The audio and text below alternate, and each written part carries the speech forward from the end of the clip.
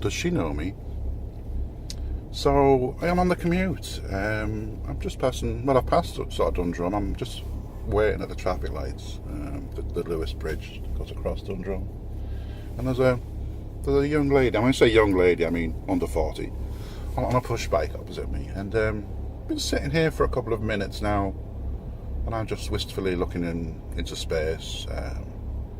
I did notice that she was looking at me for a while, and it did get me thinking. But she's probably doing the same as me. She's probably just wistfully looking into space, or maybe she knows me. Well, she doesn't know me. That's the first thing, because very few people do, which I'm actually quite proud of. And she's just cycled away there now, and I'm still stopped at the traffic light. So she got a green light before me. It's a little bit disconcerting, but it's an interesting thing about staring, because I think it is a bit of a social faux pas. Is that the right phrase? It's considered inappropriate to stare at anything, human or otherwise, I think. Although staring at another human and they realise it is a bit of a, it's not good, is it? And I just wonder how something fairly innocuous, as you know, your eyes, excuse me, trained on somebody for what's considered too long, can be considered negative. A word that's come to me was leering, but I think leering is something. There's an emotion attached to the stare. I think is that maybe the mouth is open and the tongue is hanging out. I don't know, but I think in itself, staring shouldn't be a negative to it. And a stare might just be you look at somebody, your gazes, connect, so you both know you're looking at each other. You can be male or female. There's there's not necessarily any connotations of any kind here going on. And then it feels like it's too long, a second or 2 seconds, and then it's too long. I mean, I think for most people, it's probably the same amount of time, and I can't really quantify it at this stage. And what I might do a little test today. I think I might start staring at people, and I'm not gonna be crazy now. I'm not gonna stare at strangers, people I work with perhaps when I get to the office. I'll do it subtly. I won't say anything. I'll just look at them until they look at me, and I'll let the look linger and see to the point where they go, "What's up?" I mean, obviously people don't like attention. I think that's probably what it is. People don't like to be looked at because they think there must be something wrong.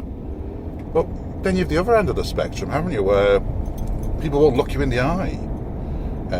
There's a couple of guys I work with who'll be like that, and I do my best effort to maintain some eye contact during a conversation. I think that's so important. He knows you're engaged, and I say some pretty good stuff, and I know you're enjoying what I'm saying, but I want to make eye contact. So I think eye contact is good, isn't it? And obviously, I wouldn't have much experience myself, but on a date, for example, I think it's considered extremely positive to maintain eye contact, even if the content you're producing is absolute dross. I think at least it looks like you're attentive, And I do remember thinking, if anybody wanted advice, and usually it's boys, teenagers, men, they might be going on a date. And I'll be honest, I don't think any of them have ever asked me for advice in this context or about this. But if anybody ever said to me, any male of a certain age who was going on a date, or thinking of going on a date, or thinking of asking someone out, to me, I think the two things I would say to them would be maintain eye contact, don't stare, and listen, talk less. Something I struggle to do is talk less, but listen to what the young woman, lady, man has to say. It's so important to listen to people, and I think, if you listen, then if it's gonna happen, it'll happen, and if it isn't, it isn't, and move on. I don't want that to sound callous in any way, but you can learn from rejection. I think I've always shunned. I think most people shun rejection because it's not a nice feeling being rejected. Because you might feel in some way inadequate, but it's always good to know the areas where you are inadequate, I think. because we're not all perfect.